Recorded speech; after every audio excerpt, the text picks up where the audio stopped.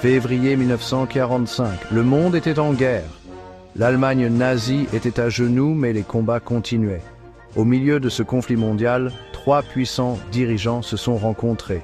Le président américain Franklin D. Roosevelt, le premier ministre britannique Winston Churchill et le dirigeant soviétique Joseph Staline se sont réunis à Yalta. Cette ville balnéaire de Crimée est devenue le théâtre d'un moment charnière de l'histoire. La conférence de Yalta, comme on l'a appelée, visait à façonner le monde d'après-guerre. Les enjeux étaient incroyablement élevés. Les dirigeants des puissances alliées savaient que leurs décisions à Yalta auraient des conséquences considérables. Le sort des nations, l'avenir de l'Europe et les contours des relations internationales étaient en jeu. L'atmosphère était un mélange d'espoir et de tension. Les horreurs de la guerre se déroulaient encore. Pourtant, la perspective de la paix apportait une lueur d'optimisme. Les dirigeants sont venus à Yalta avec un objectif commun, empêcher un autre conflit mondial. Les trois grands, comme on les appelait, étaient confrontés à une tâche colossale. Ils devaient trouver un terrain d'entente sur une série de questions complexes. L'avenir de l'Allemagne, le sort de l'Europe de l'Est et la création d'une nouvelle organisation internationale n'étaient que quelques-uns des points à l'ordre du jour. Chaque dirigeant est venu à Yalta avec ses propres priorités et préoccupations. Roosevelt, proche de la fin de sa vie, était déterminé à obtenir la participation soviétique à la guerre contre le Japon.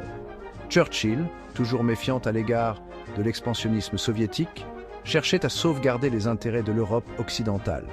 Staline, ayant subi le poids de la machine de guerre nazie, se concentrait sur la sécurisation de l'influence soviétique en Europe de l'Est. Les négociations étaient intenses et souvent semées d'embûches. Les dirigeants, chacun une figure imposante à part entière, se sont affrontés sur leur vision du monde d'après-guerre. Malgré les difficultés, la conférence de Yalta a produit une série d'accords qui auraient un impact profond sur le cours de l'histoire. La question la plus urgente à Yalta était l'avenir de l'Allemagne. Les dirigeants alliés se sont mis d'accord sur la capitulation sans condition du régime nazi et la division de l'Allemagne en 4 zones d'occupation. Les États-Unis, la Grande-Bretagne, la France et l'Union soviétique administreraient chacun une zone. Berlin, bien que situé au cœur de la zone soviétique, serait également divisé en 4 secteurs. L'accord sur l'Allemagne visait à empêcher la résurgence du militarisme allemand. Il reflétait également la réalité de la situation militaire sur le terrain. Les troupes soviétiques occupaient la majeure partie de l'Allemagne de l'Est et les alliés occidentaux avançaient depuis l'Ouest. Au-delà de la question immédiate de l'occupation, les dirigeants se sont également attaqués à l'avenir à long terme de l'Allemagne. Il n'y avait pas de consensus sur la question de savoir si l'Allemagne devait être divisée de façon permanente ou finalement réunifiée. Cette question allait devenir un important sujet de discorde dans les années à venir. La conférence de Yalta a également abordé le paysage politique de l'Europe de l'Est.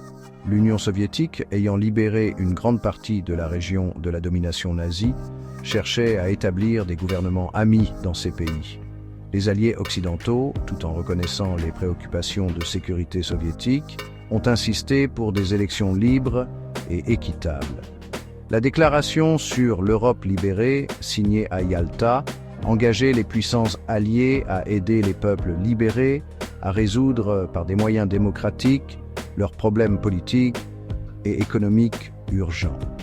Cependant, l'interprétation et la mise en œuvre de cette déclaration allait bientôt devenir une source de désaccord.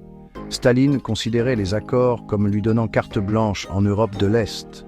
Les puissances occidentales, en particulier les États-Unis et la Grande-Bretagne, pensaient que la déclaration garantissait des élections libres et un développement démocratique. Cette différence fondamentale d'interprétation allait contribuer aux tensions croissantes entre les anciens alliés. La conférence de Yalta, bien que destinée à jeter les bases d'un monde d'après-guerre pacifique, est souvent considérée comme le point de départ de la guerre froide. Les accords conclus à Yalta, notamment concernant l'Europe de l'Est, contenaient les germes d'un conflit futur. L'interprétation par l'Union soviétique de la déclaration sur l'Europe libérée différait sensiblement de celle des puissances occidentales. Staline y voyait un feu vert pour établir des régimes contrôlés par les soviétiques en Europe de l'Est. Les puissances occidentales, en revanche, y voyaient un engagement envers une véritable démocratie. Cette différence fondamentale de compréhension a créé une rupture entre les anciens alliés. Alors que l'influence soviétique s'étendait à travers l'Europe de l'Est, les États-Unis et leurs alliés sont devenus de plus en plus alarmés. La guerre froide, une période de rivalité idéologique intense et de tensions géopolitiques, avait commencé. La conférence de Yalta a également vu la création des Nations Unies. Cette nouvelle organisation internationale a été conçue pour maintenir la paix et la sécurité dans le monde d'après-guerre. La Charte des Nations Unies, adoptée lors d'une conférence à San Francisco, quelques mois plus tard, reflétait le désir d'un ordre international plus stable et coopératif. Cependant, l'efficacité de l'ONU dans la prévention des conflits était limitée par les tensions croissantes entre l'Union soviétique et l'Occident. La guerre froide a jeté une longue ombre sur l'ONU, paralysant souvent ses processus décisionnels. La conférence de Yalta reste un sujet de vif débat historique.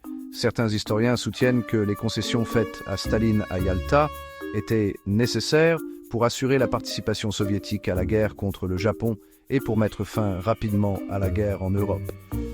D'autres affirment que les accords conclus à Yalta ont ouvert la voie à la guerre froide et à la division de l'Europe. Quelle que soit l'interprétation, il ne fait aucun doute que la conférence de Yalta a été un moment charnière de l'histoire. Les décisions prises à Yalta ont façonné le monde d'après-guerre et continuent de résonner aujourd'hui.